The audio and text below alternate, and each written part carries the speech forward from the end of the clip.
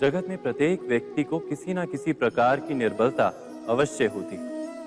जैसे कोई बहुत तेजी से दौड़ नहीं पाता तो कोई अधिक भार नहीं उठा पाता, कोई असाध्य रोग से पीड़ित रहता है तो कोई पढ़े हुए पाठों को स्मरण में नहीं रख पाता।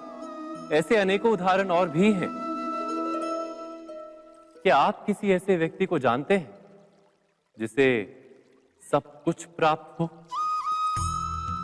और हम जीवन की उस एक निर्बलता को जीवन का केंद्र मानकर जीते हैं? इस कारणवश हृदय में दुख और असंतोष रहता है सदा। निर्बलता मनुष्य को जन्म से अथवा संजोग से प्राप्त होती, किंतु उस निर्बलता को मनुष्य का मन अपनी मर्यादा बना लेता है।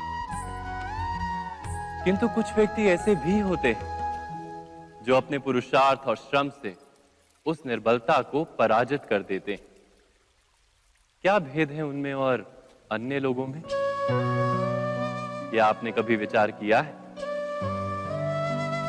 सरल सा उत्तर है इसका। जो व्यक्ति निर्बलता से पराजित नहीं होता, जो पुरुषार्थ करने का साहस रखता है हृदय में, वो निर्बलता को पार कर जाता है। अर्थात निर्बलता अवश्य ईश्वर देता है, किंतु मर्यादा मनुष्य का मन ही निर्मित करता है। स्वयं विचार कीजिए।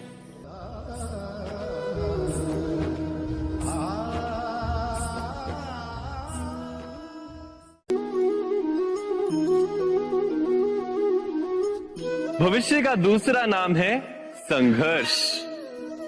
हृदय में आज इच्छा होती है और यदि पूर्ण नहीं हो पाती तो हृदय भविष्य की योजना बनाता है।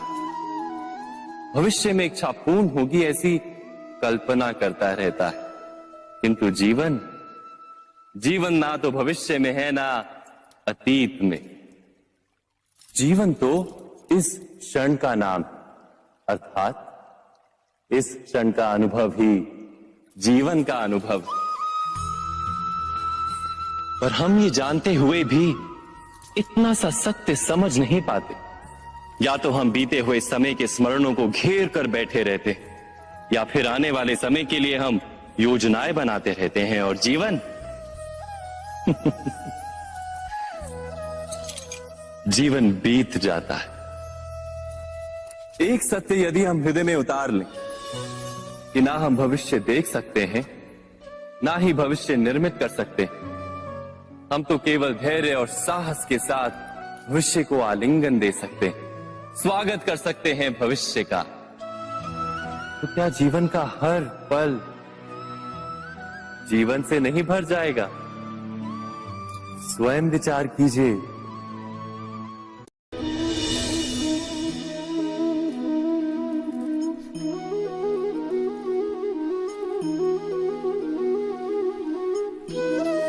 ज्ञान प्राप्ति सदा ही समर्पण से होती है, यह हम सब जानते हैं। किंतु समर्पण का वास्तविक महत्व क्या है? क्या हमने कभी विचार किया? मनुष्य का मन सदा ही ज्ञान प्राप्ति में विभिन्न बाधाओं को उत्पन्न करता है। कभी किसी अन्य विद्यार्थी से ईर्ष्या हो जाती है, कभी पढ़ाए हुए पाठों पर संदेह जन्मता है और कभी गुरु द्वारा दिया गया दंड मन को अहंकार से भर देता है। नहीं, क्या ऐसा नहीं होता?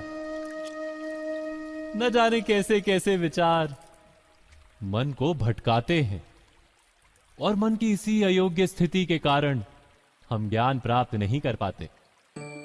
मन की योग्य स्थिति केवल समर्पण से निर्मित होती है। समर्पण मनुष्य के अहंकार का नाश करता है, ईर्ष्या, महत्वाकांक्षा आदि भावनाओं को दूर कर हृदय को शांत करता है और मन को एकाग्र करता है।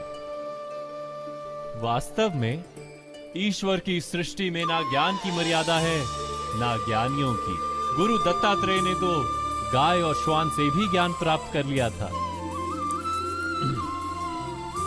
अर्थात विषय ब्रह्म ज्ञान का हो या जीवन के ज्ञान का या गुरुकुल में प्राप्त होने वाले ज्ञान का, उसकी प्राप्ति के लिए गुरु से अधिक महत्व है उस गुरु के प्रति हमारा समर्पण। क्या ये सत्य नहीं?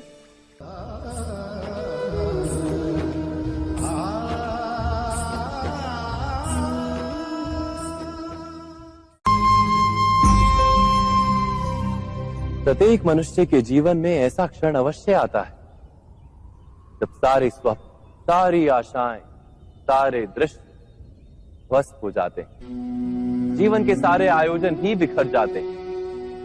एक और धर्म होता है और दूसरी ओर सुख। इसी को धर्म संकट कहते हैं। जब धर्म का वहन ही संकट हो और धर्म का त्याग ही सुख हो। विचार कीजिए, कभी किसी स्वजन के विरुद्ध सत्य बोलने का अवसर प्राप्त हो जाता है, कभी ठीक दरिद्रता के समय सरलता से चोरी करने का मार्ग प्राप्त हो जाता है, कभी किसी शक्तिशाली राजनेता या राजा के कर्मचारी का अधर्म प्रकट हो जाता है। सबके जीवन में ऐसी घटना बनती ही रहती है। अधिकतर लोग ऐसे किसी क्षण को धर्म संकट के रूप में जान ही नहीं पाते। हमें किसी प्रकार के संघर्ष का अनुभव ही नहीं होता। सहजता से सुख की ओर खींचे चले जाते हैं, जैसे मक्खी गुड़ की ओर खींची चली जाती। वास्तव में धर्म संकट का क्षण ईश्वर के निकट जाने का क्षण होता है। यदि हम संघर्षों से भयभीत ना हो, सुख की ओर आकर्षित ना हो, अपने धर्म पर दृढ़ रहे, तो ईश्वर का साक्षात्कार दूर नहीं।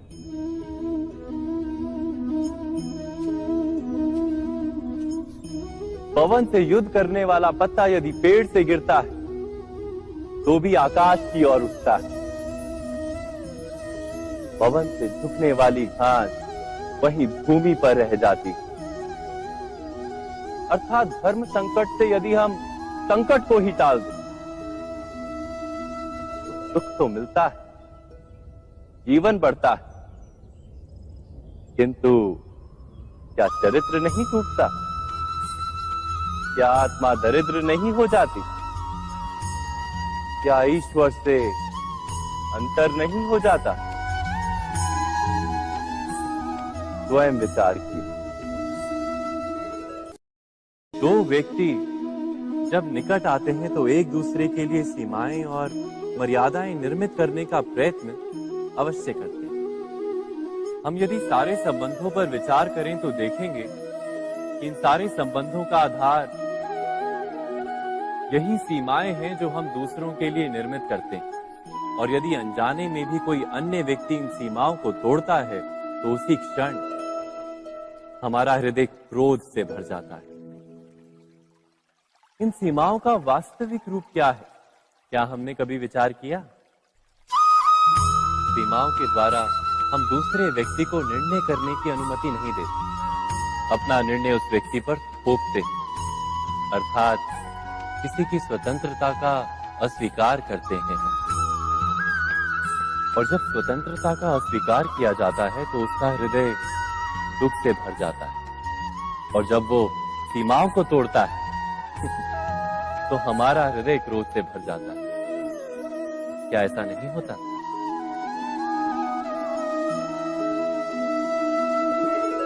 पर यदि एक दूसरे की स्वतंत्रता का सम्मान किया जाए तो किसी मर्यादाओं या सीमाओं की आवश्यकता ही नहीं होती। अर्थात जिस प्रकार स्वीकार किसी संबंध का देह है, क्या वैसे ही स्वतंत्रता किसी संबंध की आत्मा नहीं? स्वयं विचार कीजिए। सबके जीवन में ऐसा प्रसंग अवश्य आता है कि सत्य कहने का निश्चय होता है हृदय में, किंतु मुख से सत्य निकल नहीं पाता। कोई भय मन को घेर लेता है। किसी घटना अथवा प्रसंग के बारे में बात करना या फिर स्वयं से कोई भूल हो जाए उसके बारे में कुछ बोलना, क्या ये सत्य है? नहीं, ये तो केवल तथ्य है। अर्थात जैसा हुआ था वैसा केवल बोल देना सामान्य सी बात, किंतु कभी कभी उस तथ्य को बोलते हुए भी भय लगता है। कदाचित किसी दूसरे की भावनाओं का विचार आता है मन, दूसरे को दुख होगा ये भय भी शब्दों को रोकता है। तो ये सत्य क्या है? क्या हमने कभी विचार किया है? जब भय रहते हुए भी कोई तथ्य बोलता है तो वो सत्य कहलाता है। वास्तव में सत्य कुछ और नहीं, केवल निर्भयता का दूसरा नाम। और निर्भय होने का कोई समय नहीं होता, क्योंकि निर्भयता आत्मा का स्वभाव है। अर्थात क्या प्रत्येक क्षण सत्य बोलने का क्षण नहीं होता?